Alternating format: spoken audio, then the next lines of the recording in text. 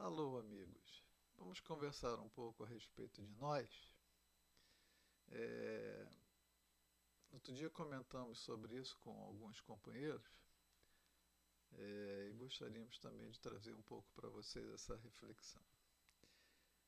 Existe uma música chamada Último Aviso e ela mostra, né, a situação do planeta, né, nessa fase de transição planetária e a situação da humanidade, ou seja, a nossa situação. A música diz assim, eu ia tocar, mas vamos falar um pouco, que de repente fica mais fácil acompanhar. A música diz assim, um novo século está começando, planeta Terra se modificando, mas o homem ainda não compreendeu nem o motivo por que ele nasceu. Já domina a alta tecnologia, que facilita o nosso dia a dia, todo mundo com celular, né? Todas as facilidades. Mas o homem não entende a mensagem de amor que foi trazida pelo Salvador. É necessário acordar agora, pois o tempo é curto e já chegou a hora. Vamos fazer o que o Mestre diz, reaprender amando nosso irmão, deixar de lado o orgulho e a ambição, para tornar nosso mundo feliz. Aí ela começa outra vez. De que adianta o avanço da ciência se só usarmos nossa inteligência para enriquecer, ferir e conquistar, e pela força, habilidade, esperteza o outro dominar? Quando partimos para o outro lado, nada levamos na grande viagem, somente o bem que houvermos praticado será contado em nossa bagagem. Cristo alerta, é hora da verdade. Está passando o trem da eternidade. E o próprio Mestre Jesus é o condutor. Último aviso: quem ficar de fora, o próximo trem ainda demora. Terá passagem só quem tiver amor. Essa é a música. E Jesus nos diz no Evangelho de João 14, 2: na casa do meu Pai há muitas moradas. E aí eu me lembrei de uma obra do Emmanuel, lá dos anos 50, uma delas, em que ele diz assim, né, que Jesus, a espiritualidade, estava dando uma última oportunidade para todos nós aqui no planeta Terra. E havia sido feito um movimento pela espiritualidade maior no sentido de permitir uma encarnação muito superior a tudo que já tinha acontecido antes. Em 1950, a população do planeta, segundo a ONU, era de 2,5 bilhões de pessoas. 50 anos depois, no ano 2000, essa população tinha aumentado 200%, ela tinha triplicado, ela era de 7,5 bilhões. E hoje já somos mais que 8 bilhões.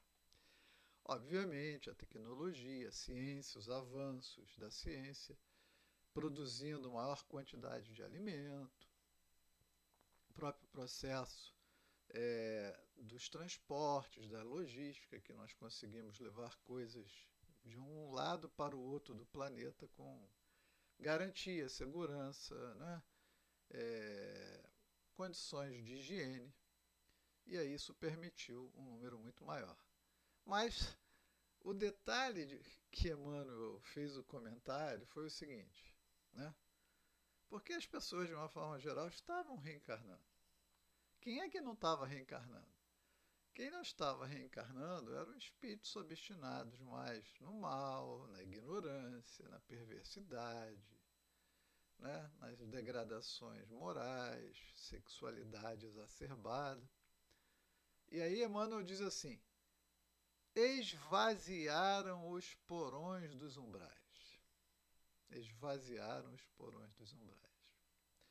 E quando a gente conversa com certas pessoas mais idosas, como eu, as pessoas dizem assim, antigamente que era bom, né? Claro que era bom. Onde tem 3 hoje, só tinha um. Quer dizer, tinha muito mais espaço, muito mais emprego, muito mais facilidade.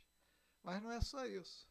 A população não só cresceu, como piorou em termos de qualidade, porque um volume muito grande de espíritos atrasados, ainda extremamente vinculados ao egoísmo, à ignorância. Então, quer dizer, nós somos muito mais e somos piores, como média. E aí Jesus vem, né? A gente, dentro do movimento espírita, todo mundo já ouviu falar que parte da população do planeta tinha sido degradada de capela e que veio para cá para ajudar no desenvolvimento do planeta, formou raças lá na Índia, no Egito, etc. e tal, a raça adâmica, uma série de coisas. Todo mundo já ouviu falar disso. Pois é. Então, esvaziar os porões dos umbrais. Como é que está o planeta nesse momento? Como nós estamos? E aqui tem uma reflexão para todos nós, né?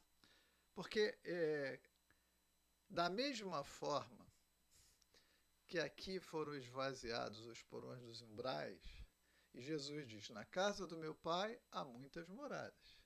E ele também diz que os mansos e pacificadores herdarão a terra. Então ele define o perfil, né, dos habitantes da terra, mundo regenerado, mundo de regeneração. Então a grande discussão hoje não é se vamos morrer ou não, porque todos vamos morrer. Mas é se temos a capacidade ou não, se nos adequamos emocionalmente, moralmente, vibracionalmente, para permanecermos aqui, ou se nós teremos que adentrar os largos portões dos abismos e das trevas dos mundos inferiores, que estão sempre abertos e disponíveis para todos aqueles que com aquilo se comprazem. E aí a gente entra numa discussão que não tem fim pelo seguinte: as pessoas acham que às vezes aceitando ou praticando, eu me lembro que às vezes eu conversava com umas pessoas, a pessoa já disse: já cumpri minha obrigação, já fui à missa, é minha obrigação, essa é a minha relação com Deus. E aí as pessoas dizem assim: ah, você vem para essa igreja que você vai ser salvo. É uma visão infantil, muito infantil, a respeito dos processos divinos. Não é assim que funciona. E está tão claramente escrito no Apocalipse. Apocalipse é bom lembrar que Jesus, em dado momento, ele leva João, ou traz João ao futuro, para ele observar acontecimentos. Bom, João os colocou dentro da sua ótica, daquilo que ele tinha sido estruturado desde a infância, né? Ele era um judeu, com as práticas judaicas, com as festas, os eventos judaicos do Velho Testamento, e aí ele tem esse contato, primeiramente com João Batista, depois com Jesus, e se torna o grande João Evangelista. Mas ele tinha conhecimento de toda aquela ambiência. Então o Apocalipse, para um não-judeu, para quem não conhece corretamente o Velho Testamento, é bem complicada a sua compreensão. Além do fato de que, se você pega uma pessoa que vive há 2000 anos atrás e traz a ele aqui agora, ele vê um trem, vê um avião, vê automóveis, vê edifício. Como ele vai decodificar isso na sua mensagem? É difícil, porque ele vivia há 2000 anos atrás, né? Quando as rodas, né, puxadas por cavalos ou bois, era uma coisa ainda muito precária.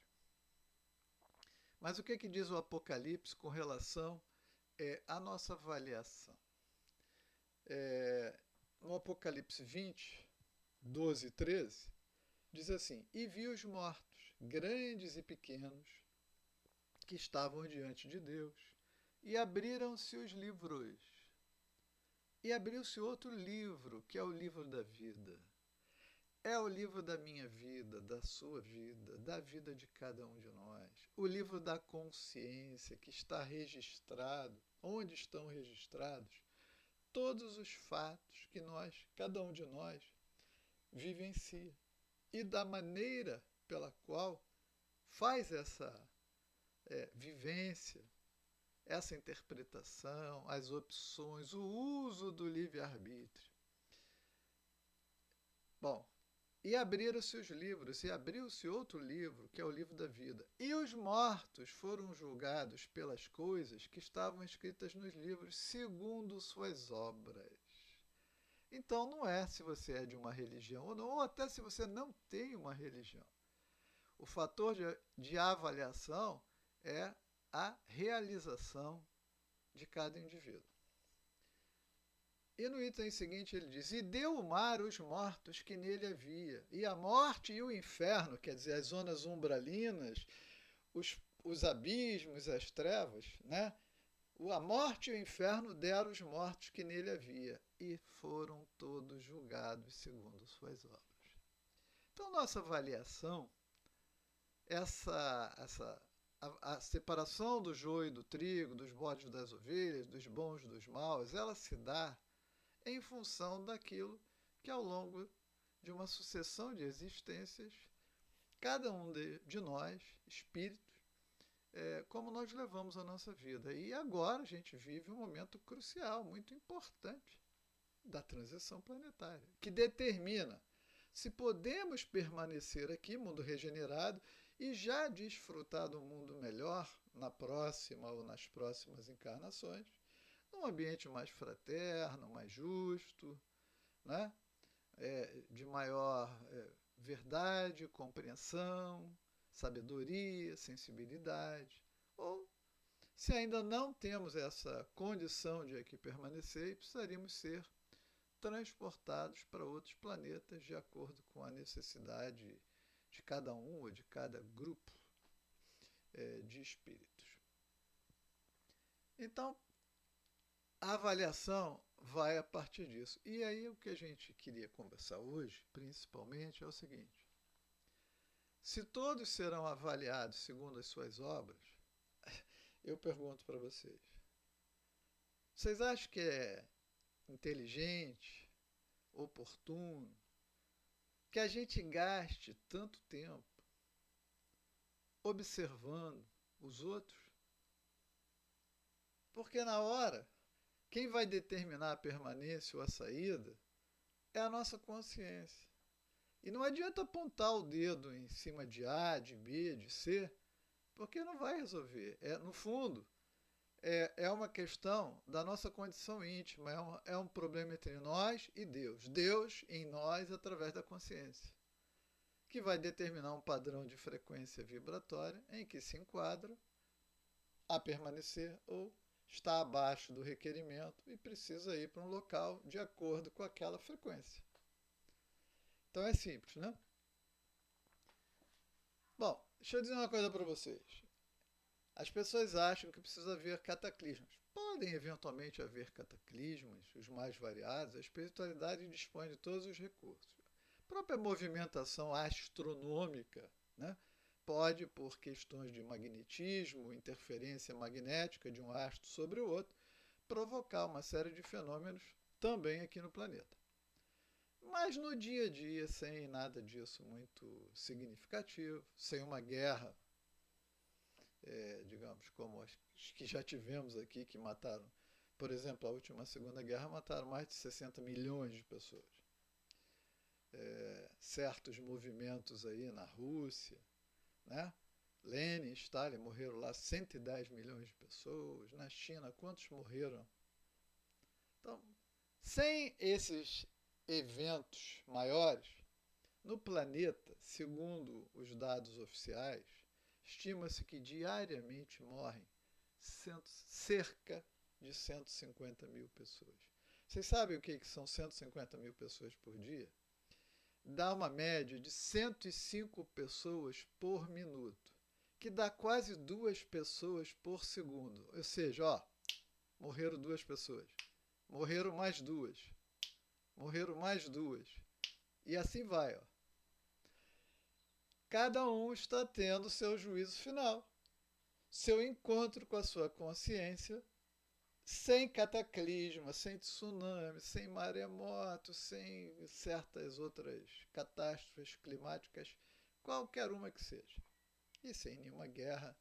Já todo dia. Nesse ritmo, toda essa nossa população, pouco a pouco, vai desencarnar. E cada um se encontrará com o seu próprio juízo final. E aí, o que a gente observa no dia a dia? Né?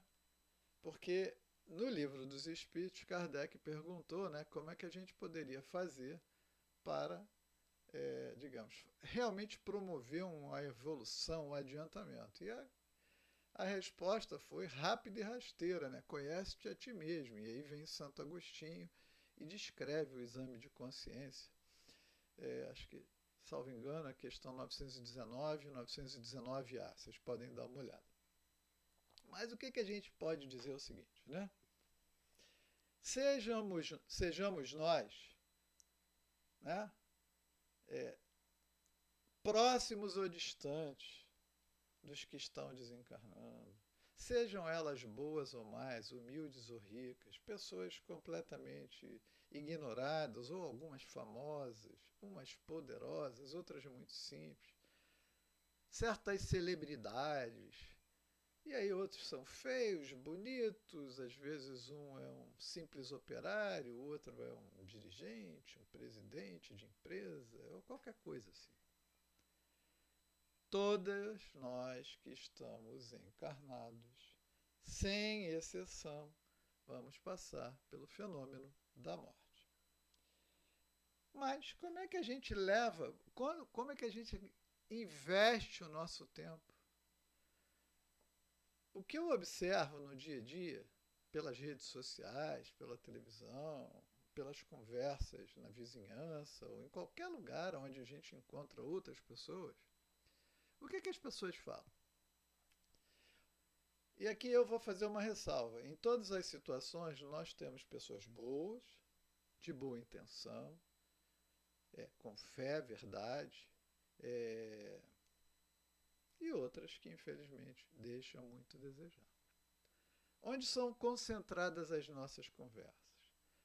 Bom, quando falamos de política, por exemplo, raramente citamos um bom exemplo, mas gastamos um tempo enorme falando dos maus políticos, dos desvios, do seu egoísmo, que eles trabalham só para o seu interesse pessoal, pelo seu benefício daqueles que estão próximos deles. Não é? Eu já vi pessoas dizerem que iam votar no fulano porque ia conseguir um emprego, mesmo que o fulano não fosse a pessoa mais íntegra ou correta, mas eu vou votar nele porque ele vai... Ou seja, é uma coisa muito imoral, mas é assim. Mas as pessoas gastam um tempo enorme falando, por exemplo, sobre política.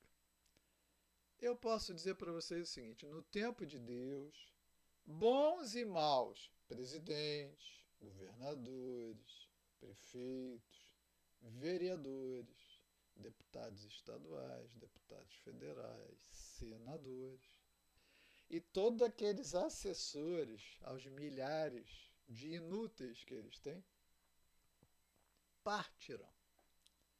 E cada um se encontrará com a sua própria consciência.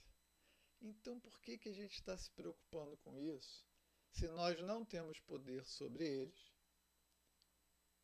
e só temos poder sobre a nossa própria intimidade? Mas é aí que gastamos tempo. Também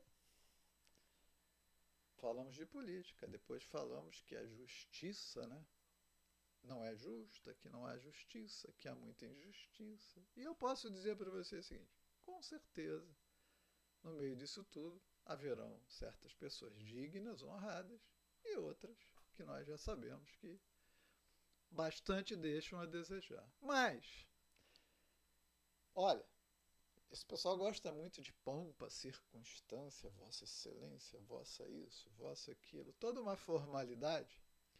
E pode ser que os funerais sejam assim muito bonitos, cheios de discursos e hipocrisia e a mentira que caracteriza essa ambiência. Mas lá haverão alguns que, de fato, exerceram com honestidade, trabalho, interesse e honraram sua remuneração, seus benefícios, e outros que, infelizmente, deixam a desejar.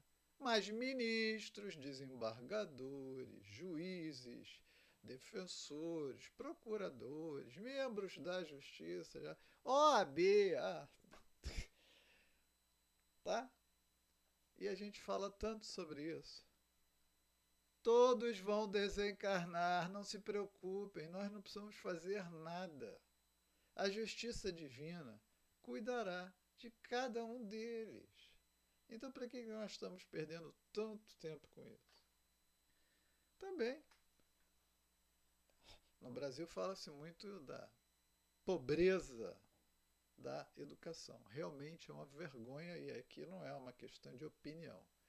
O próprio MEC reconhece, né, que aos 15, 16 anos a gente tem um volume, um contingente representativo de analfabetos funcionais que não sabem fazer as 4 operações e que incapazes de interpretar uma frase simples num pequeno texto.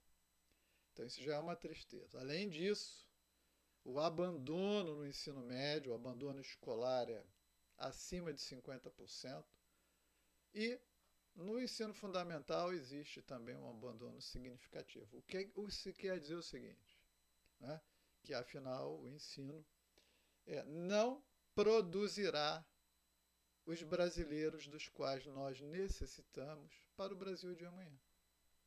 Por quê? Porque eles estarão despreparados. Geralmente, esses menos preparados, eles também querem viver, passear, namorar, adquirir coisas, comprar, viajar, casar, ir ao shopping, ao restaurante, à festa. E, como muitas vezes não tem o trabalho, a instrução, a oportunidade necessária, ou até tiveram, mas não deram valor, por falta de ajuda, apoio, às vezes orientação. Bom, cada caso é um caso. O fato é que esses são geralmente o alvo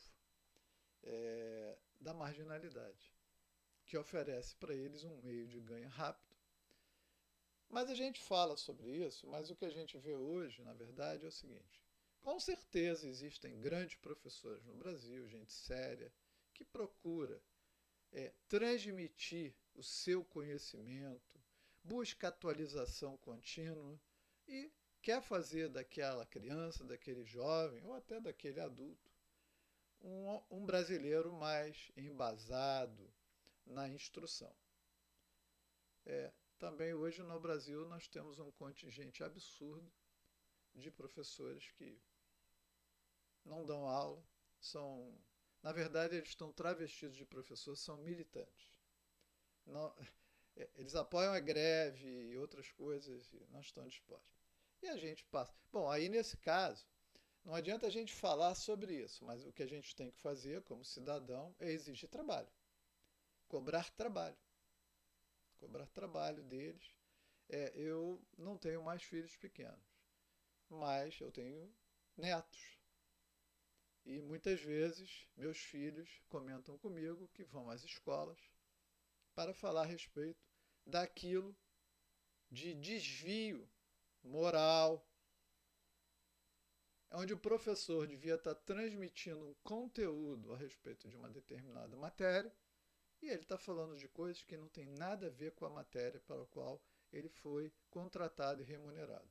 Às vezes naquilo ele é até muito incompetente e fala de outras coisas que não tem sentido. Então, nesse caso, eu acho que a família precisa atuar, sim. É um fator de preocupação da gente ir e cobrar instrução. Educação é função da família, instrução é função da escola. né? Não cabe ao professor de história, de geografia, de matemática ou de física discutir qualquer coisa que não seja história, geografia ou física, né? Nós não mandamos os nossos filhos, nossos netos à escola para ele discutir outras coisas. Isso ele vai fazer pelos meios dele ou a família vai determinar. Mas, bons ou maus professores, quando a gente não tem que tomar uma ação direta porque está afetando o nosso filho, o nosso neto, a gente perde um tempo enorme falando a respeito da má qualidade da educação e tudo bem. Então já falamos de política, já falamos da justiça, já falamos da educação e o tempo está passando. Já gastamos várias horas do nosso dia hoje falando sobre isso. Aí vamos falar também da saúde.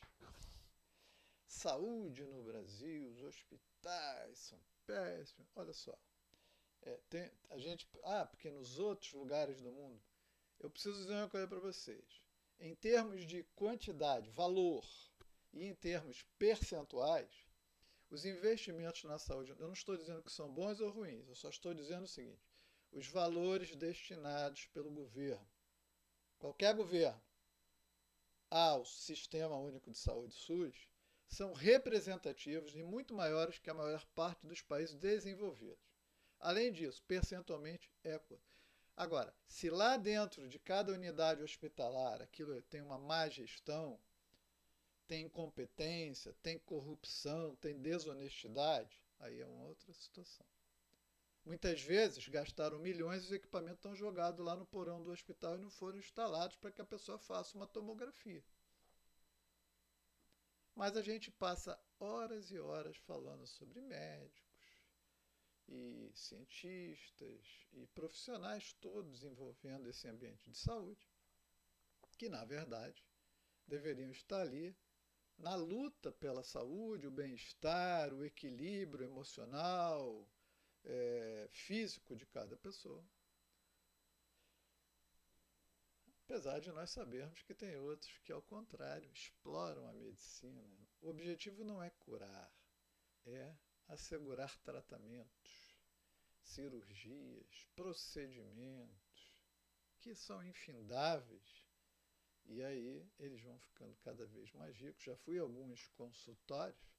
Quando eu entrei no consultório, para saber de uma situação que envolvia a minha mãe, eu pensei que eu estava no Louvre, de tantas obras de arte que haviam dentro do consultório. Eu fiquei pensando, como alguém pode... E esse era só um dos consultórios que aquele médico tinha. Talvez eu estivesse no Metropolitan, no Louvre, ou num daqueles museus de qualquer lugar da Europa. Tudo isso para fazer uma simples cirurgia. Então, obviamente, nós temos médicos bons, médicos maus, tem gente ética, gente sem nenhuma ética, gente com moralidade, sem moralidade, em todos os sentidos, envolvendo toda essa questão da saúde. E a gente fala e fala e fala da saúde.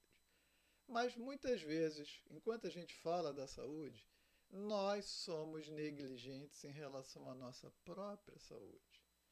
Pela maneira de pensar, pela maneira de falar, pela maneira de comer, pela maneira de beber, por alimentar vícios, cigarros e outras coisas. Por se exasperar tremendamente, às vezes por sedentarismo, negligência. Então, a gente também... E o tempo está passando, o dia, né? Já falamos mal dos políticos, da justiça, da educação, da medicina, da saúde.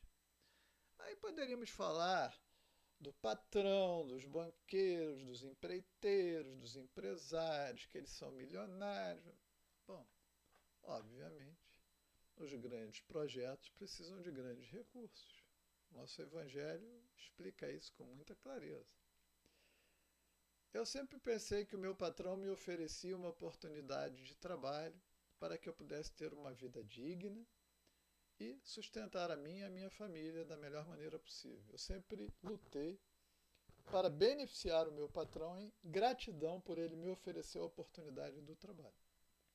Mas Existem patrões e patrões, empresários e empresários. Podem ser eles bons, podem ser ótimos, podem ser maus, podem ser péssimos. E todos vão desencarnar. Então, para que a gente fala tanto mal dele? Se, no fundo, ele vai prestar contas diretamente à sua própria consciência. Por que nós estamos tomando conta dele ao invés de tomar conta de nós? Poderíamos falar dos donos de redes sociais, todas essas coisas que tem no celular, jornais, canais de televisão, jornalistas, cantores, escritores, atores, apresentadores. A gente sabe que tem muita gente que está aí que se vale de toda aquela notoriedade para lucrar, mentir e desencaminhar multidões com maus exemplos, falseando a verdade, de todo jeito. Obviamente, existem jornalistas honestos, todos esses. Em todos existem músicos, compositores, escritores de grande qualidade.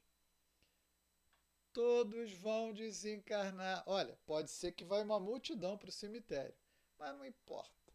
Aquela multidão vai, mas na hora que ele chegar lá, ele prestará contas à sua consciência sozinho.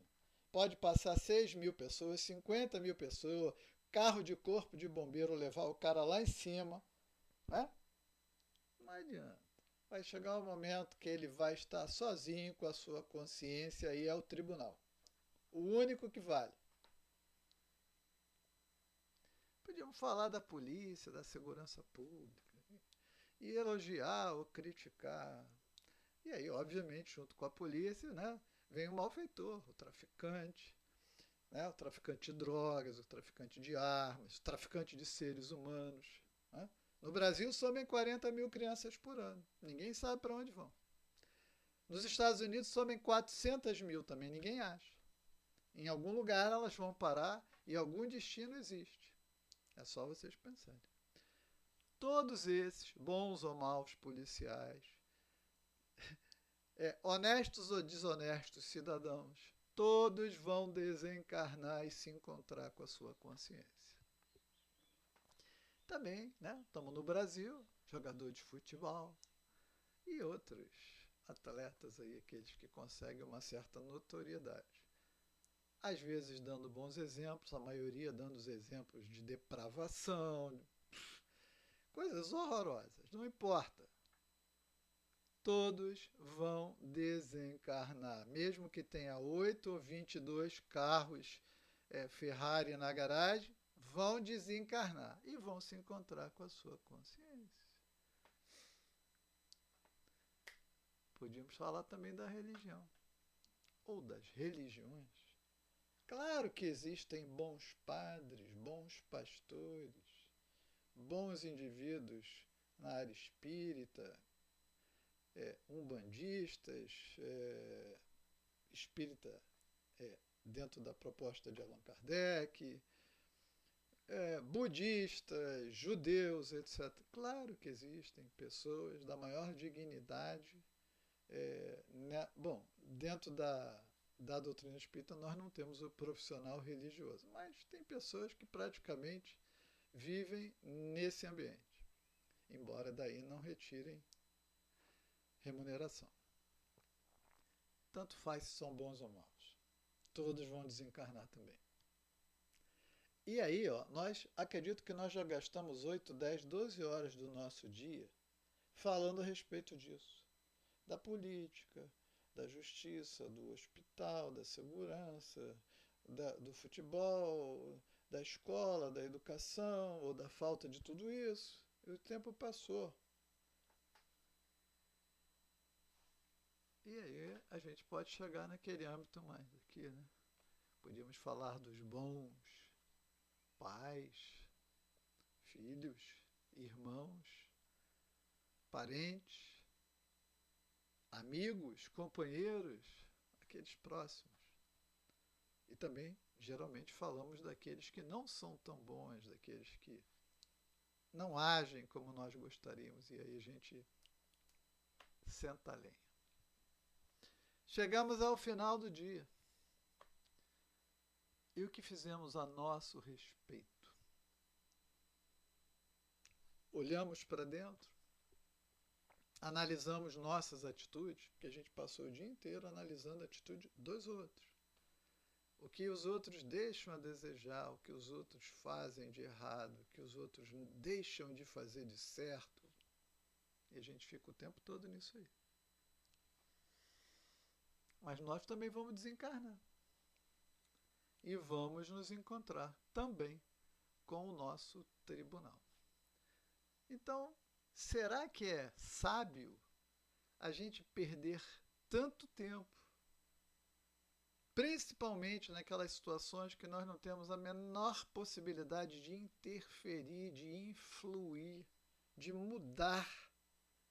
Por que a gente não usa esse tempo para o nosso progresso, para a nossa melhoria, para o nosso autoconhecimento? Porque, né? Lembrando mais uma vez, basta a gente morrer e a viagem está garantida, pois na casa do meu pai há muitas moradas. E para muitas pessoas, muitos de nós, e nós sabemos que a maioria do planeta não se enquadra nas condições requeridas para que permanecer, será um longo e duro período de dolorosa aprendizagem. Cair num planeta parecido com o nosso, como era o nosso há 2, 3, 4 mil anos atrás, sem banheiro, papel higiênico, celular, ar-condicionado, né? E uma série de coisas, não vai ser gostoso. Além disso, nós vamos tomar um tempo formando um perispírito lá e quanto mais perturbada a nossa mente, mais longo será esse processo. E aí, nessa hora dessa grande viagem, dessas grandes viagens para locais os mais variados, não tão agradáveis, sejamos nós simples ou pobres, supremos, ricos, poderosos, celebridades. Eu posso dizer o seguinte: para todos tem lugar na primeira classe, para quem está garantindo seu assento nos abismos, nas trevas de mundos inferiores. E aí, meus amigos, reservas feitas, é só tomar o lugar, porque o programa está pronto, é só chegar. O trem vai partir.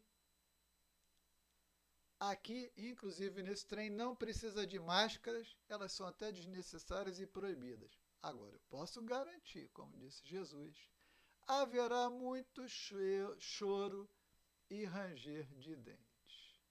Então, voltando lá na nossa música inicial, último aviso. Quem ficar de fora, próximo trem ainda demora. Quem sair do planeta para retornar vai ralar muito. Reflitamos. Muita paz.